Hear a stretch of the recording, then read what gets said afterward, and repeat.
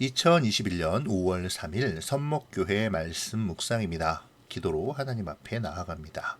좋으신 하나님, 새로운 한 주를 시작합니다. 한 주간도 주님의 날개 아래 주님의 보호하심과 인도하심을 힘입게 하시고 말씀 묵상을 쉬지 않으므로 말씀을 통해 주시는 지혜와 믿음이 더욱 깊어지게 하시옵소서. 이 시간 함께하여 주실 줄 믿사오며 예수님의 이름으로 기도합니다. 아멘. 오늘 묵상할 말씀은 역대하 14장 1절로 15절입니다. 아비야가 그의 조상들과 함께 누움에 다윗성에 장사되고 그의 아들 아사가 대신하여 왕이 되니 그의 시대에 그의 땅이 10년 동안 평안하니라. 아사가 그의 하나님 여호와 보시기에 선과 정의를 행하여 이방 제단과 산당을 없애고 주상을 깨뜨리며 아세라상을 찢고 유다 사람에게 명하여 그 조상들의 하나님 여호와를 찾게 하며 그의 율법과 명령을 행하게 하고 또 유다 모든 성읍에서 산당과 태양상을 없애매 나라가 그 앞에서 평안함을 누리니라. 여호와께서 아사에게 평안을 주셨으므로 그 땅이 평안하여 여러 해 싸움이 없는지라. 그가 견고한 성읍들을 유다에 건축하니라. 아사가 일찍이 유다 사람에게 이르되 우리가 우리 하나님 여호와를 찾았으므로 이 땅이 아직 우리 앞에 있나니 우리가 이 성읍들을 건축하고 그 주위에 성곽과 망대와 문과 빗장을 만들자. 우리가 주를 찾았으므로 주께서 우리 사방에 평안을 주셨느니라 하고 이에 그들이 성읍을 형통하게 건축하였더라. 아사의 군대는 유다 중에서 큰 방패와 창을 잡는 자가 30만 명이요 베냐민 중에서 작은 방패를 잡으며 활을 당기는 자가 28만 명이라. 그들은 다 큰 용사였더라. 구스 사람 세라가 그들을 치려하여 군사 100만 명과 병거 300대를 거느리고 마레사에 이름에 아사가 마주 나가서 마레사의 스바다 골짜기에 전열을 갖추고 아사가 그의 하나님 여호와께 부르짖어 이르되 여호와여 힘이 강한 자와 약한 자 사이에는 주밖에 도와주리가 없사오니 우리 하나님 여호와여 우리를 도우소서. 우리가 주를 의지하오며 주의 이름을 의탁하옵고 이 많은 무리를 치러 왔나이다. 여호와여 주는 우리 하나님이시오니 원하건대 사람이 주를 이기지 못하게 하옵소서 하였더니 여호와께서 구스 사람들을 아사와 유다 사람들 앞에서 치시니 구스 사람들이 도망하는지라. 아사와 그와 함께한 백성이 구스 사람들을 추격하여 그랄까지 이름에 이에 구스 사람들이 엎드러지고 살아남은 자가 없었으니 이는 여호와 앞에서와 그의 군대 앞에서 패망하였음이라. 노략한 물건이 매우 많았더라. 여호와께서 그랄 사면 모든 성읍 백성을 두렵게 하시니 무리가 그의 모든 성읍을 치고 그 가운데에 있는 많은 물건을 노략하고 또 짐승 지키는 천막을 치고 양과 낙타를 많이 이끌고 예루살렘으로 돌아왔더라. 아멘. 아비야를 이어 아사가 왕이 됩니다. 새로운 왕이 된 아사는 약 40년간 남유다를 다스리는데요. 성경은 그를 하나님 보시기에 선과 정의를 행한 첫 번째 왕으로 기록합니다. 아사는 왕이 되자 가장 우선적으로 이방신의 제단과 산당을 없애고 주상을 깨뜨리고 아세라 상을 찍어버리죠. 그리고 유다 사람에게 명하여 조상들의 하나님 여호와를 찾게 하고 율법과 명령을 행하게 하였습니다. 다윗에게 언약하신 약속, 그의 아버지 아비야의 표현대로라면 이 소금 언약을 지킬 것을 명한 것이죠. 이에 대한 결과로 나라는 평안함을 누리게 됩니다. 그런데요, 과연 아사가 이러한 일들을 행하는 것이 쉬웠을까요? 그에게 주어진 상황은 결코 순탄하지 않았습니다. 북이스라엘과의 잦은 전쟁과 애굽을 비롯한 주변 국가들의 위협은 국가의 존재를 위태롭게 하였고 그러한 외교적인 어려움으로 백성들의 삶은 점점 힘들어졌겠죠. 아사 왕은 이렇게 산적한 문제 앞에서 자신이 하나님이 세우신 왕으로서 무엇을 먼저 세워야 하는지에 대한 결단을 한 것입니다. 여러 산적한 문제들, 외교적으로는 풀어야 할 주변 나라들과의 갈등과 또 위협과 내부적으로는 이끌어가야 할 많은 문제들을 단지 나타나는 현상만을 보며 풀어가려 한 것이 아니라 근본적인 문제, 곧 하나님 나라의 백성들이 하나님을 섬기지 못하고 우상을 숭배하는 문제를 최우선으로 풀어가고자 했던 것이죠. 솔로몬은 주변 국가의 정략 결혼을 통해 자신의 왕국을 유지했습니다. 그렇게 솔로몬의 정략 결혼을 통해 들어온 이방 여인들은 자신들의 신들을 섬겼고 이는 자연스럽게 왕궁으로부터 백성들에게 퍼져 이스라엘의 사방으로 스며들었습니다. 아사는 이것이 척결해야 할 최우선의 문제로 판단한 것이죠. 우상에 대한 그의 단호함이 얼마나 강했던지 15장 16절에서는 이렇게 기록합니다. 아사 왕의 어머니 마아가가 아세라의 가증한 목상을 만들었으므로 아사가 그의 태우의 자리를 폐하고 그의 우상을 찢고 빻아 기드론 시냇가에서 불살랐으니 그는 자신의 할머니를 대비의 자리에서 물러나도록 조치했죠. 자신의 강력한 의지를 자신들의 가족들에게 먼저 보인 것입니다. 여기서 우리는 리더의 중요성을 다시 한번 발견하게 되는데요. 리더였던 솔로몬과 르호보암은 강성한 나라를 만들기 위해 하나님이 아닌 인간적인 방법을 사용했었죠. 그러할 때 일시적으로는 잘 되는 것 같이 느껴졌지만 결국은 정체성을 잃어버리고 하나님의 책망을 받게 되었습니다. 하지만 오늘 아사는 인간적인 방법이 아닌 하나님의 백성으로서의 정체성을 되찾고자 노력함으로 주님이 주시는 평안함을 누리죠. 이것을 보면서 가정에서 혹은 사회에서 영적인 리더로서 우리를 생각하며 묵상해보면 좋겠습니다. 내가 하나님을 의지하는지 인간적인 방법을 의지하는지 말입니다. 아사가 먼저 자기의 정체성을 세우고 산적한 어려움 속에서 하나님을 구했을 때 어떤 결과가 나타났을까요? 6절을 읽어보시죠. 여호와께서 아사에게 평안을 주셨으므로 그 땅이 평안하여 여러 해 싸움이 없은지라 그가 견고한 성읍들을 유다에 건축하니라. 아멘. 하나님께서 아사 왕의 개혁을 통해 이스라엘에게 평안을 주셨습니다. 강대국과 북이스라엘 사이에서 불안 속에 지냈던 남유다에게 평안이 찾아온 것이죠. 자신들이 소중히 붙들고 있던 우상이 주지 못했던 그 평안을 하나님께서 그들에게 허락해 주신 것입니다. 하나님이 허락하신 평안한 시기에 아사왕은 그냥 놀고만 있지 않지요. 하나님의 도우심을 받는 것과 내가 해야 할 일들을 하지 않는 것은 다릅니다. 우리는 그것을 구분해야 하죠. 우리가 하나님을 의식하지 않고 인간적인 방법을 사용하는 것은 분명 잘못된 것이지만 하나님의 돌보심을 구하기에 아무것도 하지 않고 감나무 아래 입 벌리고 있는 태도 역시 분명 잘못된 것임을 인식해야 할 것입니다. 하나님이 주신 평안의 시기에 아사는 하나님을 의뢰하며 자신이 해야 할 일을 묵묵히 해나가죠. 7절의 아사의 말을 한번 들어볼까요? 우리가 우리 하나님 여호와를 찾았으므로 이 땅이 아직 우리 앞에 있나니 우리가 이 성읍을 건축하고 그 주위에 성곽과 망대와 문과 빗장을 만들자. 우리가 주를 찾았으므로 주께서 우리 사방에 평안을 주셨느니라. 아멘. 아사는 성벽을 재건하였고 병력을 충원하였고 그들과 함께 훈련하며 땀을 흘렸습니다.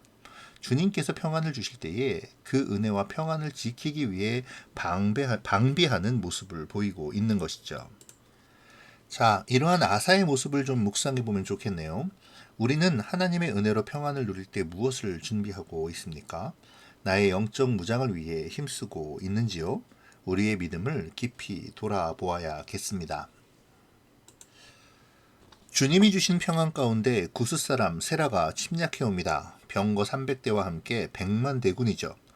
병거는 지금으로 치면 탱크와도 같습니다. 중화기죠. 비록 아사의 군대가 큰 용사이지만 보병 30만과 궁병 28만입니다. 유다의 입장에서는 많은 수였을지 모르지만 구스의 100만 대군 앞에서는 보잘것없는 숫자에 불과하죠. 큰 용사들도 구스의 병거와 100만 대군 앞에서는 어찌할 도리가 없어 보입니다. 승산 없는 싸움, 일방적으로 끝날 수밖에 없는 싸움을 앞에 두고 있는 것이죠. 그런데 여러분, 이 모습 어딘가에서 보신 듯 하지 않나요? 네, 우리가 지난 토요일에 묵상한 아비야와 여로보암의 싸움과 흡사합니다. 40만 대 80만의 전쟁. 여기서 아비야는 여로보암의 북이스라엘 군대에게 하나님의 도우심이 어디에 있을지를 선포하였죠. 우상 숭배와 악을 행하는 여로보암 편에 하나님께서 함께 하시지 아니함을 말하며 그 전쟁을 하나님의 도우심으로 승리했습니다. 왠지 토요일 묵상과 오버랩되는 듯한 오늘의 이 전쟁에서 아사 왕은 하나님께 도우심을 구하죠. 11절을 보실까요?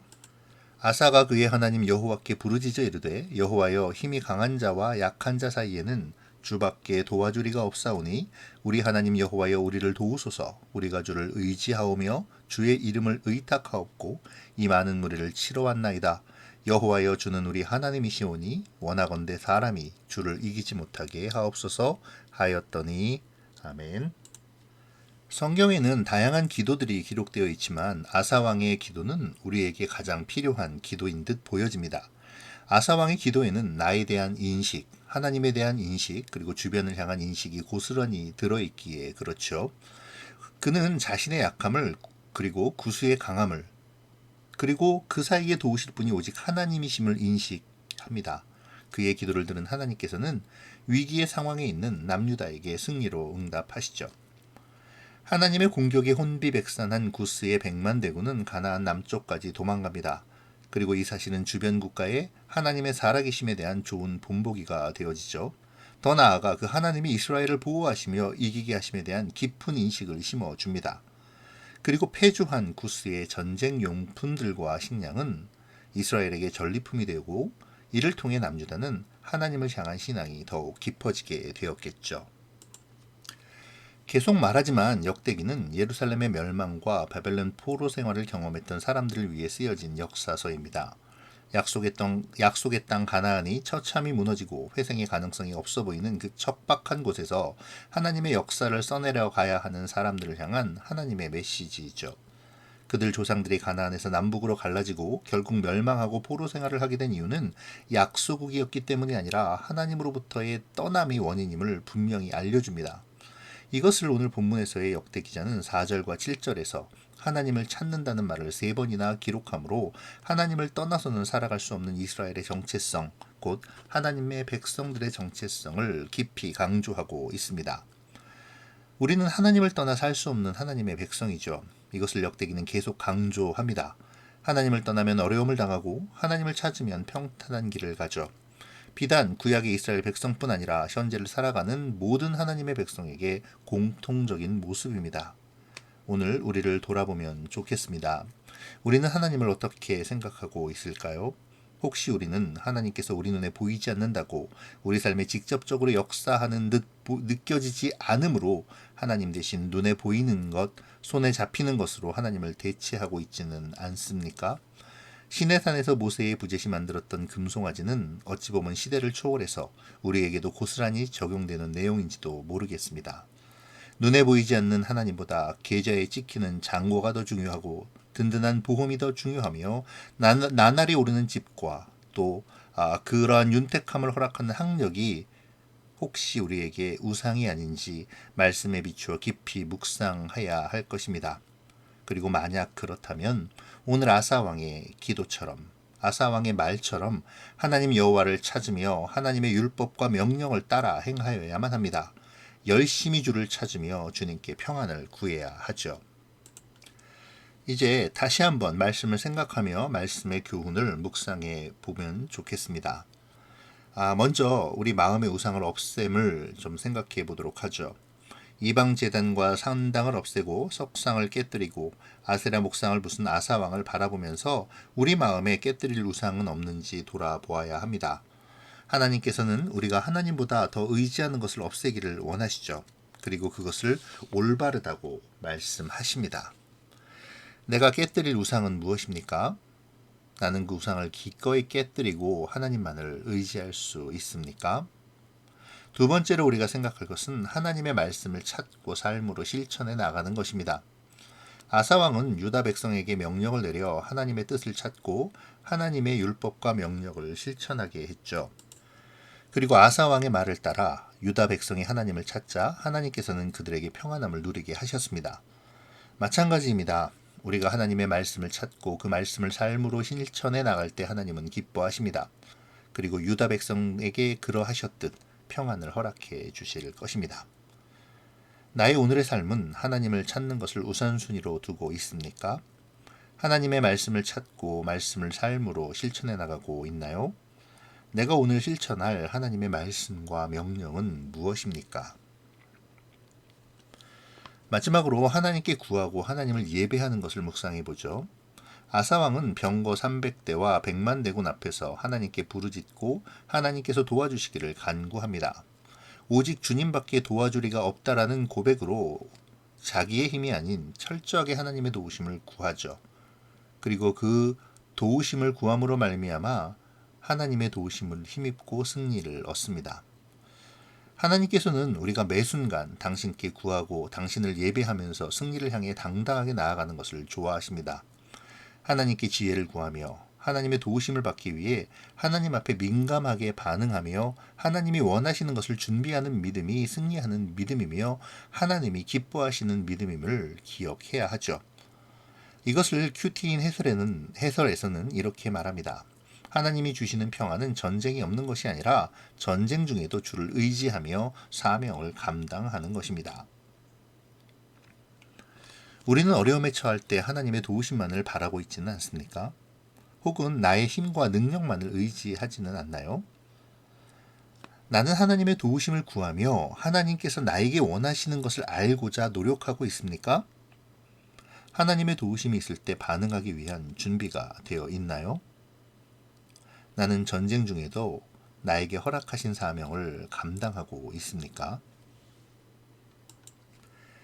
신앙생활은 매 순간 하나님을 찾아가는 것입니다.